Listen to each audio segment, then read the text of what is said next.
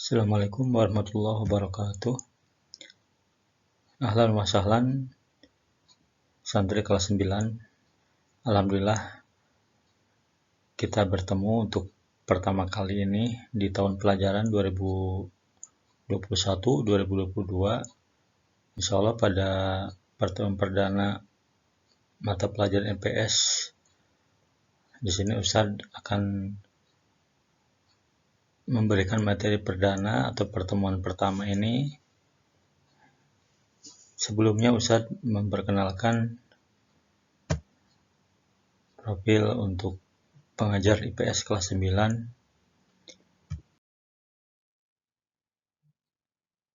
Yaitu Ustadz sendiri adalah Usmandi, sedangkan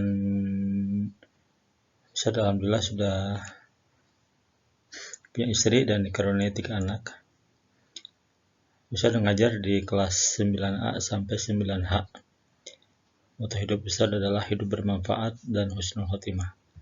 Kemudian yang kedua ada Ustazah En Johaini SE. Beliau insya Allah akan mengajar kelas 9I sampai dengan 9L.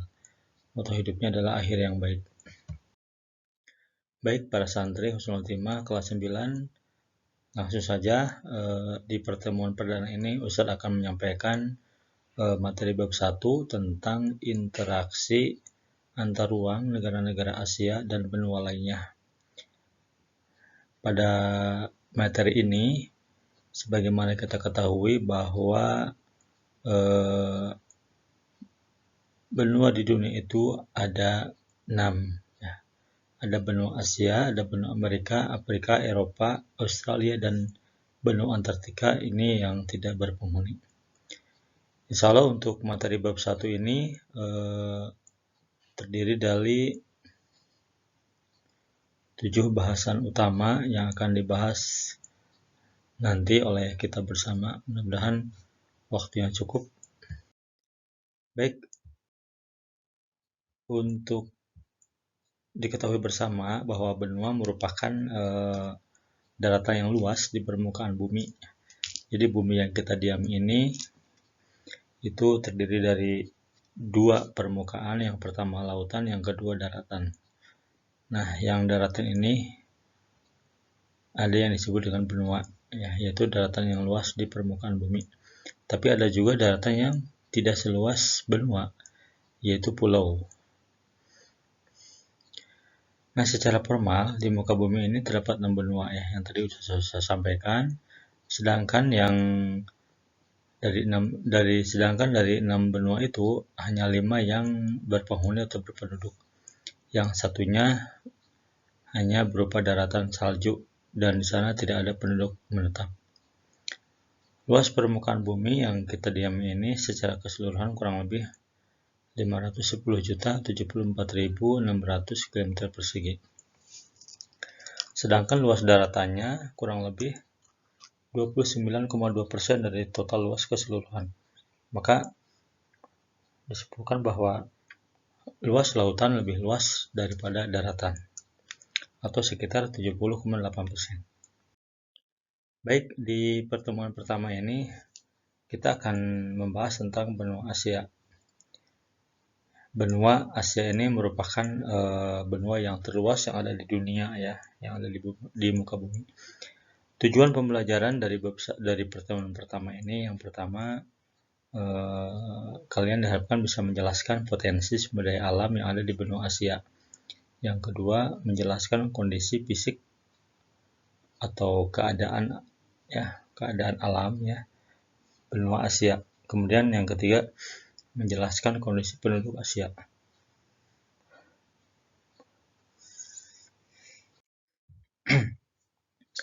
Baik, kita lihat benua Asia. Benua Asia ini diambil dari kata asu, mohon maaf, yaitu sebuah sebutan untuk salah satu etnis di wilayah Timur Tengah. Sedangkan secara astronomis atau dilihat dari keadaan garis lintang dan garis bujur, letak benua Asia itu pada posisi 26 derajat bujur timur sampai 169 derajat bujur timur, dan pada posisi lintang yaitu 11 lintang selatan sampai 77 derajat lintang utara. Artinya bahwa benua Asia ini dilalui oleh garis khatulistiwa. Luas benua Asia kurang lebih 44.391.192 km persegi. Ini jadi luas dari negara Turki ya, lihat di peta, dari Turki sampai ke Indonesia ya, ini kurang lebih 44 juta km persegi. Sedangkan batas-batasnya bisa dilihat ya, dari sebelah barat, utara, timur, kemudian selatan.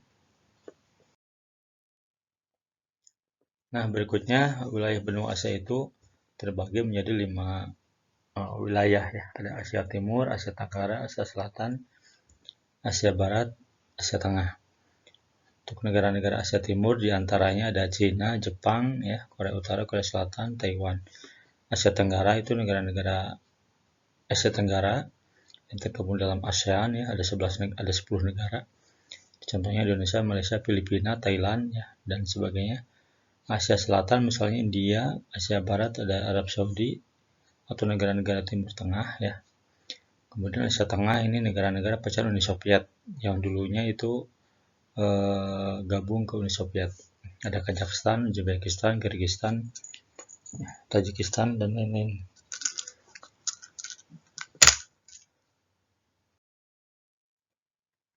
Sekarang kita masuk ke bentuk-bentuk muka bumi yang ada di benua Asia ya, atau keadaan permukaan bumi benua Asia.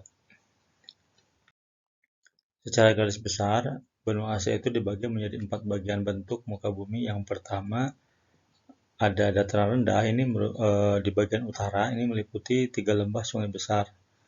Ada Sungai Ob, Sungai Yenisei, dan Sungai Lena. Ini merupakan wilayah Cina ya, Cina bagian utara ya. Cina dan Mongolia ini. Cina itu berarti dataran rendah. Yang kedua daerah lipatan pegunungan muda. Kawasan ini berada di wilayah Asia Tengah hingga selatan. Beberapa pegunungan yang terkenal diantaranya adalah pegunungan Himalaya. Ini ada di wilayah daerah Nepal dan India. Ya. Yang ketiga, bentuk muka bumi benua Asia ini ada juga plato tua ya, atau dataran tinggi yang terletak di atas 700 meter di atas permukaan laut. Jadi plato adalah dataran tinggi ya, yang membentang panjang ya.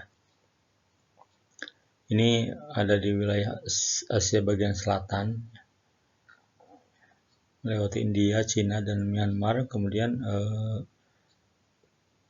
plato ini juga terdiri atas batuan kristalin tua yang keras. Jadi di antaranya juga ada granit di sana tuh ya, batu granit cukup banyak.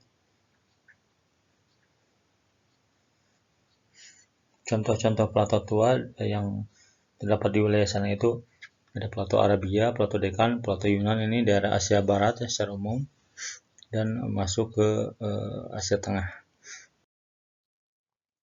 Yang keempat, wilayah lembah-lembah sungai besar, meliputi dataran rendah Mesopotamia, dataran rendah Hindustan, lembah sungai Irrawaddy, lembah sungai Yangtze, dan Mekong.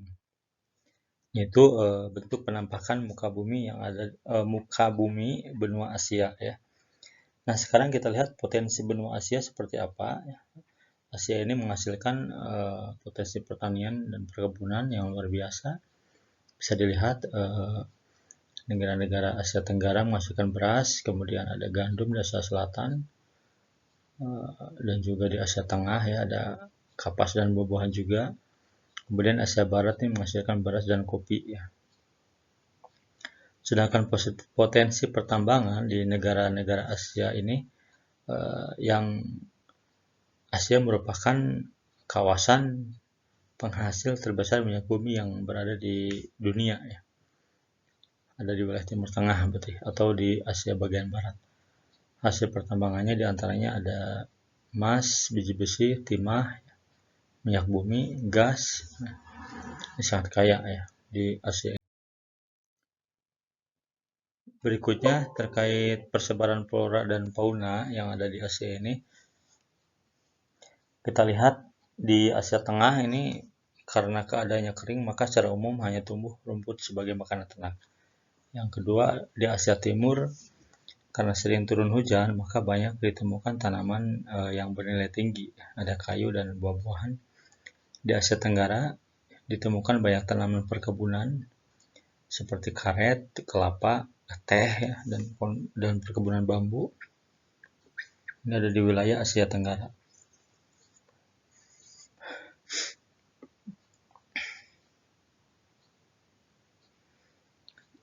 Berikutnya, di kawasan Asia banyak dijumpai fauna atau hewan yang diternakan ya, baik untuk dimakan dan dagingnya maupun dijadikan bahan pakaian. Kemudian ada yang diminum susunya, susu sapi misalnya, dan juga sarana angkutan.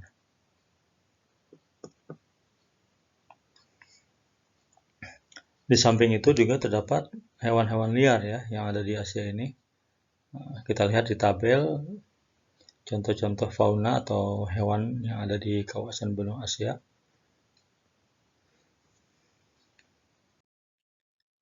Nah, yang terakhir kondisi penduduk benua Asia berdasarkan data ya 2017 bahwa jumlah penduduk benua Asia itu mencapai 4 miliar lebih dengan kepadatannya 933 jiwa per kilometer persegi. Di Asia juga terdapat beberapa negara yang jumlah penduduknya sangat besar. Ada Cina, kita tahu 1 miliar lebih, kemudian India juga 1 miliar lebih ini penduduknya. Disusul Indonesia, Pakistan, Bangladesh, Jepang, ini ratusan juta penduduknya. Contoh 6 negara yang penduduknya ratusan juta ya. Nah, kemudian secara umum suku bangsa yang ada di Asia itu dibedakan menjadi dua ras utama, ada ras Kaukasoid dan ras Mongoloid. Nah, ras Kaukasoid ini ciri-cirinya bisa hidung mancung, badan tinggi besar, rambut bergelombang dengan warna hitam dan pirang, kemudian berkulit coklat sampai putih. Nah, ini rata-rata mendiami wilayah Asia Barat dan Selatan ya. India ke barat terus, sampai ke Arab Saudi, sampai ke Turki ya, Timur Tengah sana. Yang berikutnya yang kedua ras Mongoloid. Ya, ini ciri-cirinya kulit kuning hingga sawo matang, rambut lurus dan berwarna hitam, bermata sipit serta tulang pipi agak menonjol.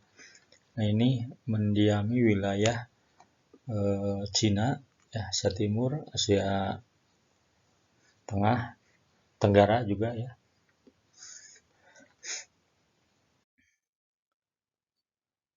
Sedangkan secara agama di benua Asia ini terdapat 4 agama besar yang mendiami negara-negara di wilayah Asia.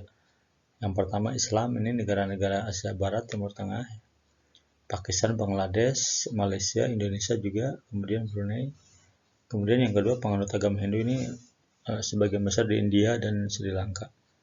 Yang ketiga agama Buddha, Cina, Mongolia, Myanmar ya, kemudian Thailand, Kamboja dan negara-negara di kawasan Asia Tenggara bagian utara. Kemudian yang terakhir Kristen. Ini sebagian besar mendiami wilayah Filipina. Barangkali itu yang bisa saya sampaikan. Selamat belajar, dan apabila ada kekurangan silahkan dibaca-baca lagi buku referensinya atau buku materinya. Dan jangan lupa dari Ustadz berharap kalian bisa menjaga diri, menjaga kesehatan, kemudian sambil terus beribadah kepada Allah Subhanahu wa taala. Demikian, sekian, terima kasih. Wassalamualaikum warahmatullahi wabarakatuh.